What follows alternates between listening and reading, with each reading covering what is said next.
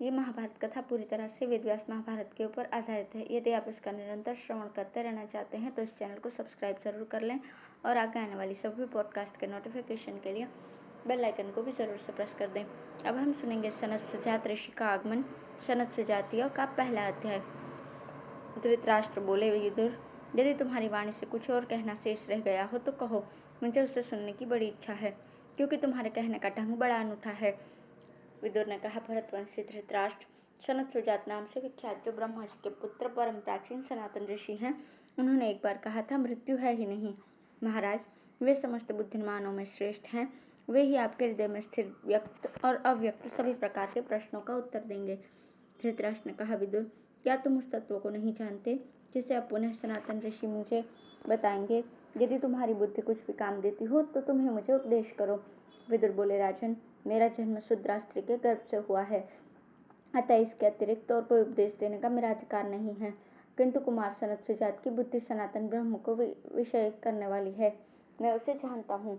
ब्राह्मण योनि में जिनका जन्म हुआ है वो यदि गोपनीय तत्व का भी प्रतिपादन कर दे तो भी देवताओं की निंदा का पात्र नहीं बनता। यही कारण है कि मैं स्वयं उपदेश न करके आपको सनत सुजात का नाम बतलाता हूँ।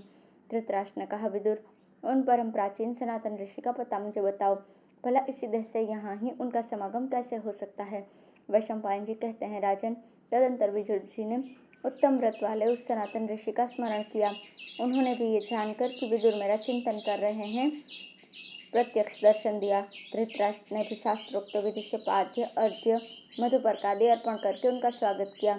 इसके बाद जब वे सुखपूर्वक बैठकर विश्राम करने लगे तो विदुर ने उनसे कहा, भगवान, धृतराष्ट्र के हृदय में कुछ संशय खड़ा हुआ है जिसका समाधान मेरे द्वारा कराना उचित नहीं है। आप भी इस विषय का निरूपण करने के योग्य हैं, जिसे सुनकर ये नरेश सब दुखों से पार हो जाएं और लाभ, हानि, प्रिय अप्रिय, जरा, मृत्यु, भय, अमर्ष, भूख, प्यास, मद, ऐश्वर्य, चिंता, आलस्य, काम, क्रोध तथा उन्नति अवनति ये द्वंद्व इन्हें कष्ट न पहुंचा सके। अब है सनत सुजात जी के द्वारा धृतराष्ट्र के प्रश्नों का उत्तर, सनत सुजातीय का दूसरा अध्याय। वैशंपायन जी कहते हैं, तदंतर बुद्धिमान एवं महामना राजा धृतराष्ट्र ने विदुर के कहे हुए उन वचनों का अनुमोदन करके अपनी बुद्धि को परमात्मा के विषय में लगाने के लिए एकांत में सनत सुजात मुनि से प्रश्न किया। धृतराष्ट्र बोले, सनत सुजात जी, मैं ये सुनना चाहता हूँ कि मृत्यु है ही नहीं, ऐसा आपका सिद्धांत है। साथ ही ये भी सुना है कि देवता और असुरों ने मृत्यु से बचने के लिए ब्रह्मचर्य का पालन किया था। इन दोनों में से कौन सी बात ठीक है? सनत सुजात ने कहा, राजन, तुमने जो प्रश्न किया है उसमें दो पक्ष हैं। मृत्यु है और वो कर्म से दूर होती है, एक पक्ष, और मृत्यु है ही नहीं, ये दूसरा पक्ष। परंतु वास्तव में ये बात जैसी है वो मैं तुम्हें बताता हूँ, ध्यान से सुनो और मेरे कथन में संदेह न करना।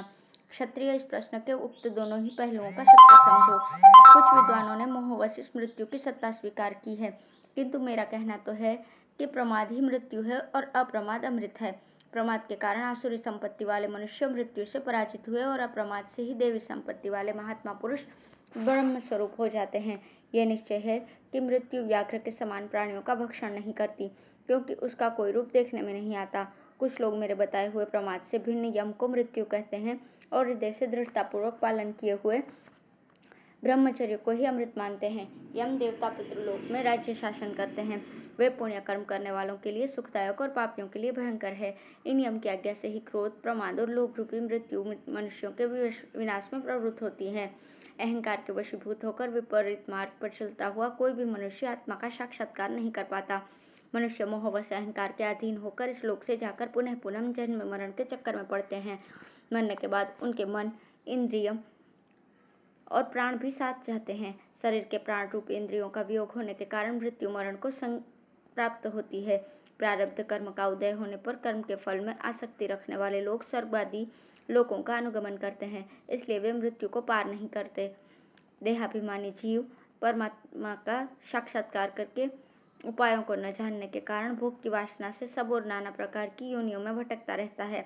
इस प्रकार जो विषयों की ओर झुकाव है वो अवश्य ही इंद्रियों को महान मोह में डालने वाला है, और इन झूठे विषयों में राग रखने वाले मनुष्य की उनकी ओर प्रवृत्ति होनी स्वाभाविक है।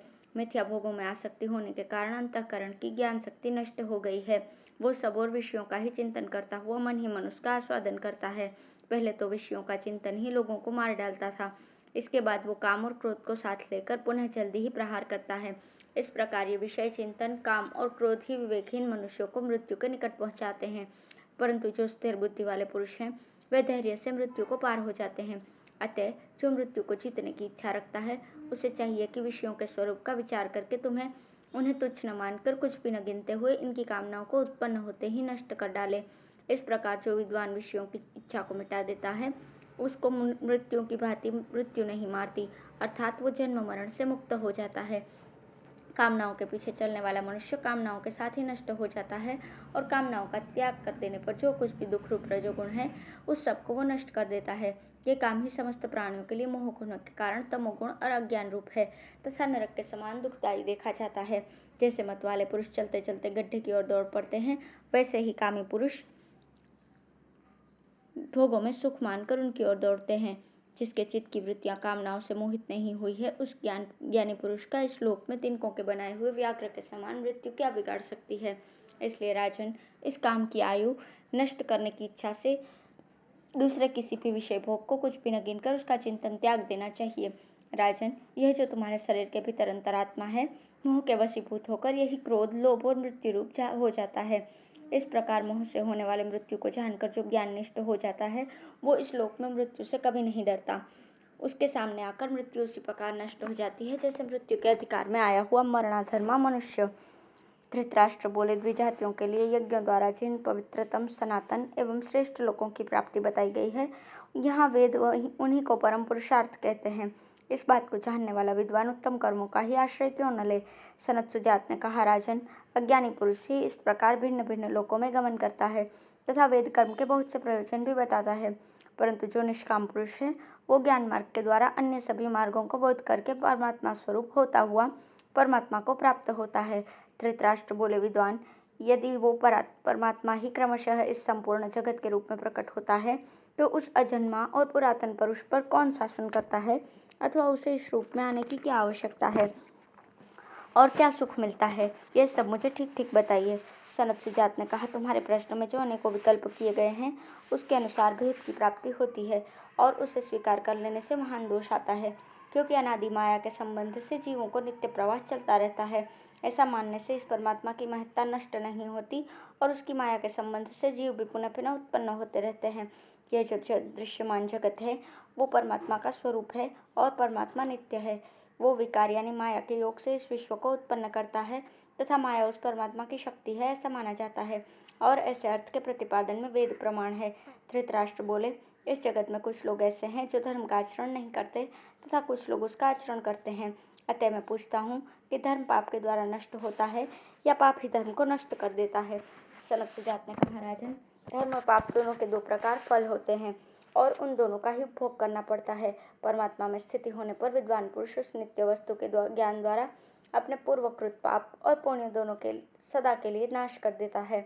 यदि ऐसी स्थिति नहीं हुई तो देहाभिमानी मनुष्य कभी पुण्य फल को प्राप्त करता है और कभी क्रमशः प्राप्त हुए पूर्वोपार्जित पाप के फल का अनुभव करता है।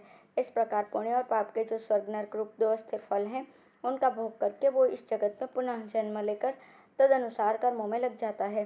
किंतु कर्मों के तत्वों को जानने वाला निष्काम पुरुष धर्म रूप कर्म के द्वारा अपने पूर्व पाप का यहाँ ही नाश कर देता है। इस प्रकार धर्म ही अत्यंत बलवान है, इसलिए धर्माचरण करने वालों को समय अनुसार आवश्यक सिद्धि प्राप्त होती है। धृतराष्ट्र बोले, विद्वान, पुण्य कर्म करने वाले द्विजातियों को अपने अपने धर्म के फल स्वरूप जिन सनातन लोकों की प्राप्ति बताई गई है उनका क्रम बतलाइए तथा उससे जो भिन्न अत्यंत उत्कृष्ट मोक्ष सुख है उसका भी निरूपण कीजिए। अब मैं सकाम कर्म की बात नहीं जानना चाहता। सनत सुजात ने कहा, जैसे बलवान पहलवानों में अपना बल बढ़ाने के निमित्त एक दूसरे से डांट लगा करती है, उसी प्रकार जो निष्काम भाव से यम नियम आदि के पालन में दूसरों से बढ़ने का प्रयास करते हैं वे ब्राह्मण यहाँ से मरकर जाने के बाद ब्रह्मलोक में अपने तेज का प्रकाश फैलाते हैं।